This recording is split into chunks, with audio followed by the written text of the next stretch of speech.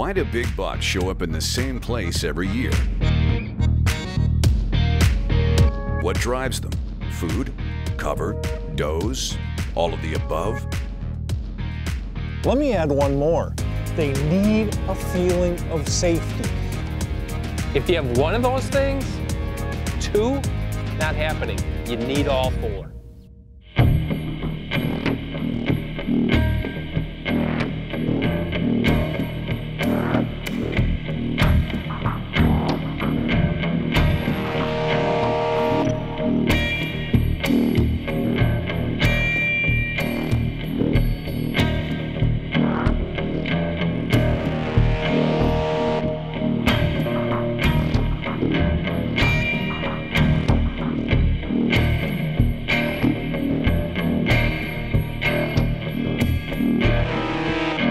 I'm Steve Bartella. I'm Gordy Cron.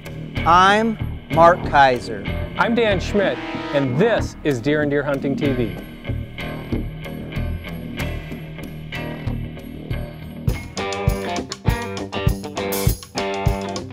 Do you want to shoot the biggest buck of your life? Or at least the biggest buck you can this season? Well, you're in luck because I've got the Cliff Notes right here that can help you get the job done. There are bucks, and then there are legends. Legends that may only show up in trail cameras or as a flash in the deer woods. How can you find these big bucks? A new piece of gear, a new tree stand, yeah, this stuff helps. That's not how you find these big bucks. That's not how you get in position to kill these deer. You have to know deer to be able to hunt deer, and you have to know mature deer to know how to hunt them successfully. I do a lot of public land hunting, and I'm talking about pummeled public land ground that's open to everybody, where you pull up to that 120-acre parcel and there's 6 vehicles in the parking lot on a weekday morning. Even there, I'm able to shoot 3.5-year-old and older bucks. Why? Because I focus on finding that location they feel safe. Even in those pummeled areas, they will have this little corner that no one else goes. Maybe it's too hard to get to. Maybe it's right next to the parking area and no self-respecting hunter would go there. Mr. Big is there. Why? Because if he acted like he was supposed to, he wouldn't be Mr. Big in those settings. I just came off an Illinois bow hunt where I put 45 hours in a tree stand. I don't know about you, but for me, that's a long time to sit still. I was so ready to get out of the tree and put my boots to some turf. And I can't think of a better backdrop than the Sandhills of Nebraska. I mean, this place is incredible. Not only is it a game-rich environment, but it's a place where you can just get out and do a classic spot and stock hunt.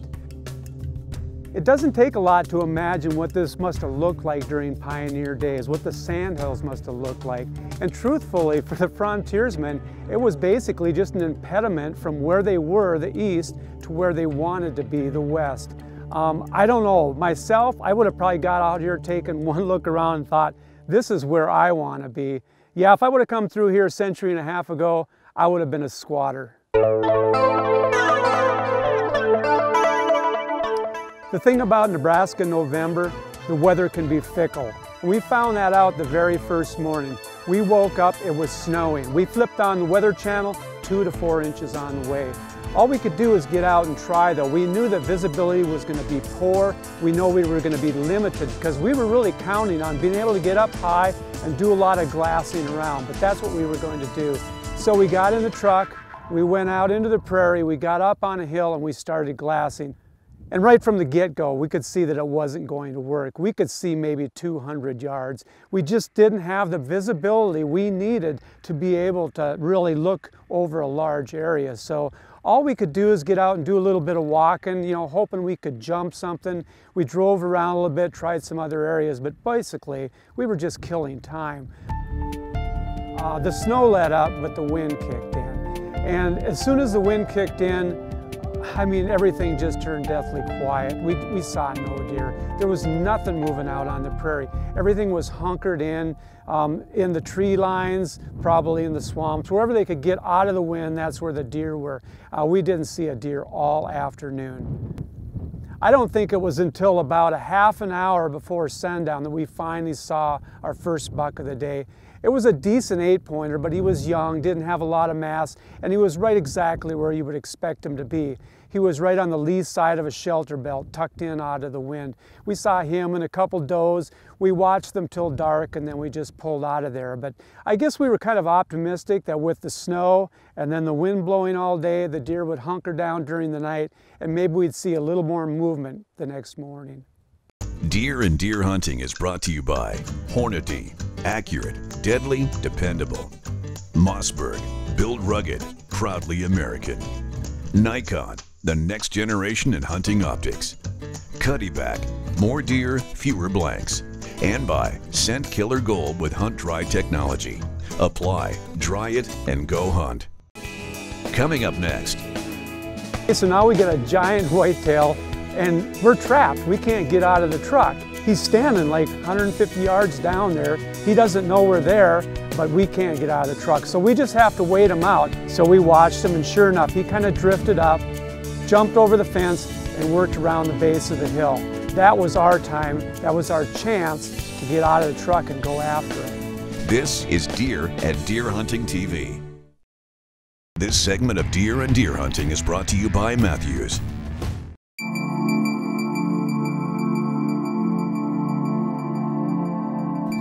So what does it mean by knowing deer? Knowing what makes deer tick. When they move, where they move, why they move. Their biology. It's like you're in high school. When am I going to use this again, we always say. When you're learning about biology or math or whatever, when am I going to use it? You're going to use it again in the deer woods. You're going to use what you learn about deer behavior as to trying to predict that buck's next move. Trying to predict where he's coming out of, where he's bedding, why he's bedding there, and how you can get in there in position with your tree stand or your ground blind, and he's not going to know you're there. To get to be Mr. Big, a buck has to do a lot of things right, but you can set yourself up to get him. It's not a cliche. A big buck didn't get to be big by being stupid. He knows the game. He knows what it takes to be big, to live to maturity. And what does this mean? It means that when he gets older, his home range shrinks. Why is that? Because he knows where he's safe. He knows where he can get what he needs, where he can get food, where he can get water, where he can get breeding opportunities, and where he can bed where he's not going to be in danger. And yeah, it's a lot of work, but it's that work and the reward in the end that makes this something special and provides a memory that's going to last you for a lifetime. Not just killing the buck, but figuring him out and determining how you're going to kill him.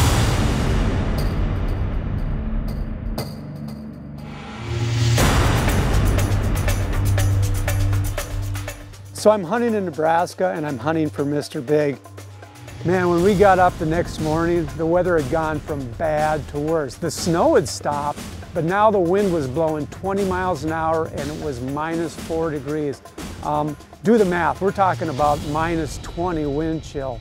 We're gonna go back out, we're gonna try to get high and do some glassing. At least now we'd have the visibility. So if the deer were moving, at least we would be able to see them. But you know, to tell the truth, I wasn't real optimistic that the deer would be moving in this wind. I mean, it was bucking. You could feel it in the truck.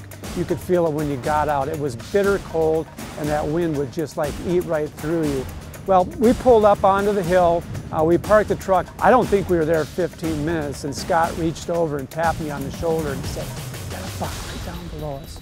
And sure enough, you know, it was still pretty dark, but you could see this big-bodied deer was just moving along at the base of the hill below us. And I mean, it was obvious that it was a buck, and it was obvious that it was a decent buck. Okay, so now we get a giant whitetail, and we're trapped. We can't get out of the truck. He's standing like 150 yards down there. He doesn't know we're there, but we can't get out of the truck. So we just have to wait him out. The good news is it's getting lighter now. It's getting into shooting light. We just need him to move off so we can get out of the truck and go after him. So we watched him, and sure enough, he kind of drifted up, jumped over the fence, and worked around the base of the hill. That was our time. That was our chance to get out of the truck and go after him. That cold wind nearly took my breath away when I got out of the truck, but I was so pumped to go after this guy, I just ignored it. I mean, we saw him go around the base of the hill. We thought if we could sneak around the other side, maybe get up high, we could sneak up to the rise and maybe get a shot at him. So we started working our way around the base of the hill, and then all of a sudden, we looked over and he was coming up over the top of the hill. He had turned around and was coming back toward us, and you know, I didn't even get my rifle up. He saw us, he busted, and off he went. I ran up, got down on the sticks, hoping that he would run out there and stop. All I had was his tail going across the prairie, and I wasn't going to take that shot, so I just let him run out of my life. You want to kill Mr. Big? You ask yourself what he wants on any given day during each phase of season. You put yourself in position to capitalize on that. You're watching Deer and Deer Hunting TV.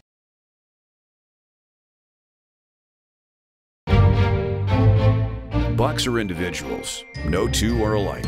And if they get to a certain age, they are probably not moving areas. It means that when he gets older, his home range shrinks. Why is that? Because he knows where he's safe. He knows where he can get what he needs, where he can get food, where he can get water, where he can get breeding opportunities, and where he can bed where he's not going to be in danger. It took me nearly 30 years to shoot my best buck.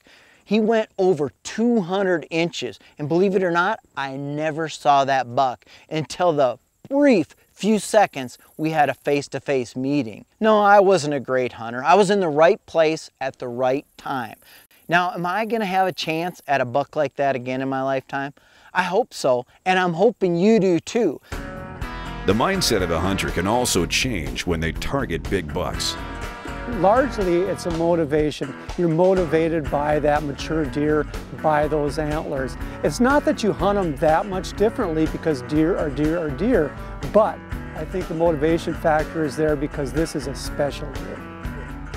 So I'm hunting in Nebraska and I'm hunting for Mr. Big, and we actually saw the deer. We saw the buck that I wanted the second morning, and we almost got a shot at him, but we had to let him run. The angle just wasn't quite right. I wasn't comfortable with taking the shot.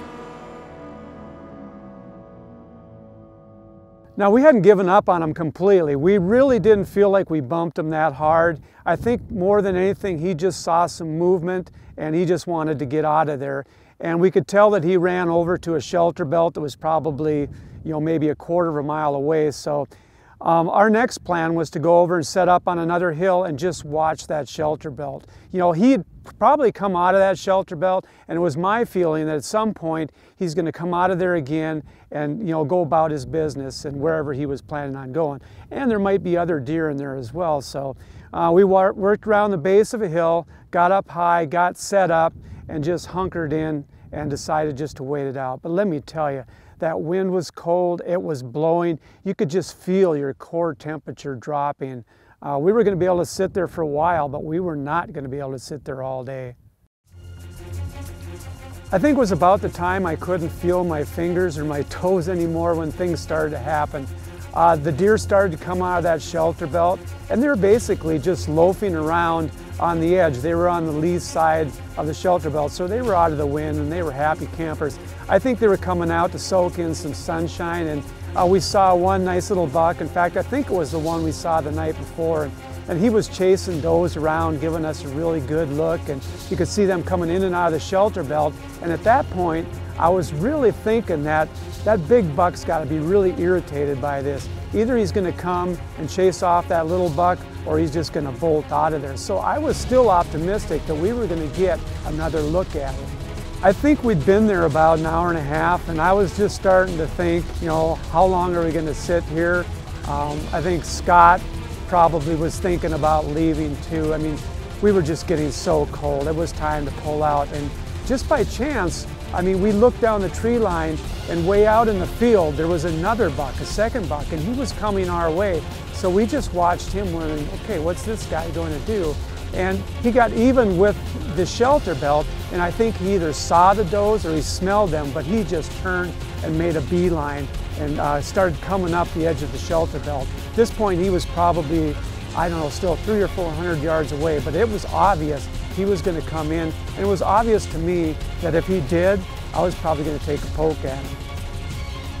At this point, I think I was probably shaking uncontrollably, but I figured if the buck got into the shelter belt across from us, it would be about 130, 140 yard shot, and even in the cold and the wind, I thought I could probably pull that off. So I just stayed patient. I could see he was going to come. He was really interested in the does, so I just figured if he stayed on this travel lane that he was on, he was going to give us an opportunity. So we just enjoyed the show. He came in, you could see he was fairly aggressive. I think one of the does there must have been an estrus, the one that other buck had been chasing around, because he was very interested in those does. So I just let him come in. He came closer and closer. I did a little bit of chasing around, and the first opportunity that he gave me a broadside shot, I took the poke. Bam, I slammed him right behind the shoulder, and he took off like a madman. And you know, there's always that second doubt when you take a shot. I mean, this deer fired out of there like he wasn't hit. I saw him go down. I knew we had our buck.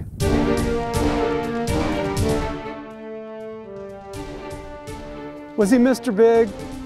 No, Mr. Big won this time. Mr. Big got away. But am I happy with the deer I shot? Absolutely. I was thrilled to bring this buck back to Minnesota with me.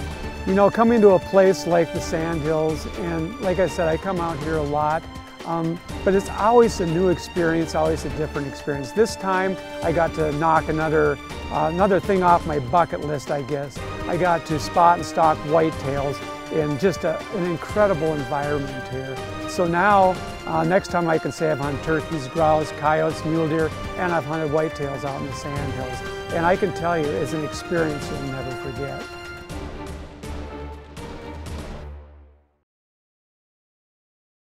Deer and Deer Hunting is brought to you by Thompson Center, America's master gunmakers. Analogics, protect your herd with the power of science. Get armed and deadly with Easton's FMJ arrows. And by 10-Point Crossbow Technologies. There is no substitute.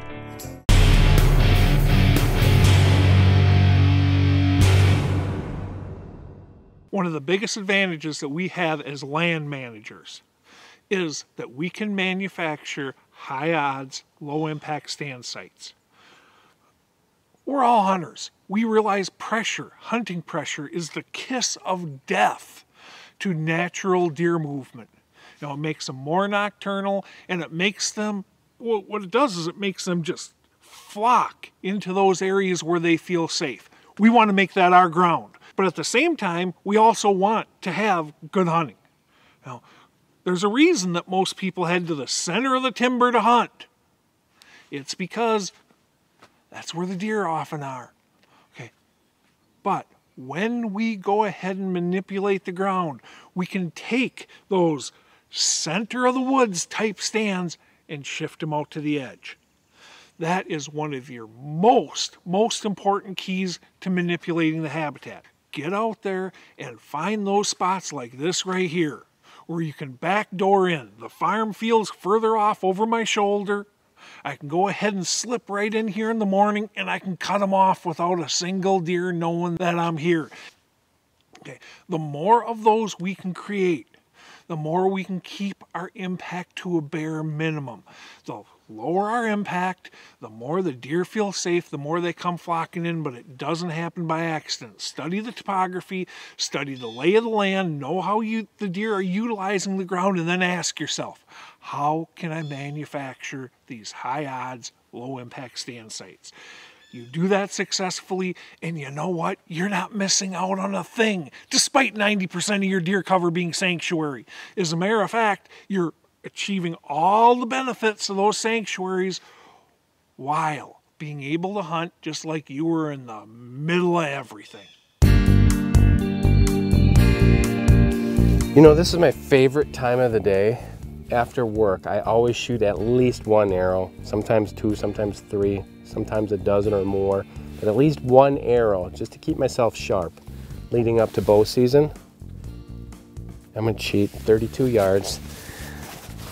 But a lot of people have been asking, you know, what's the key to bow hunting as far as putting a deer down quickly? Well, it's about penetration with your arrow. The more you can penetrate, the better off you're going to be able to hemorrhage that deer, because that's what bow hunting is all about. It's all about causing hemorrhaging to the deer, quick blood loss. And you do that through a couple things. You do that through obviously the weight, the draw weight of your bow, and you also do it through your arrow, your broadhead especially. We're going to talk about that later, but your arrow. So the thing about these skinny arrows, this is almost 10 grains an inch. This FMJ, this is the Deep 6. It's 9.8-ish grains per inch. You're talking about a really chunky arrow that's skinny, if that makes any sense. And that's the key to putting that arrow through the deer. But it doesn't make a lot of noise coming out of my bow, which is important on those shots. For me, 35 yards is about my distance, about my max that I'm going to take on a deer. I can shoot farther than that on this practice range, but I'm not going to do it on a deer. But just listen to this.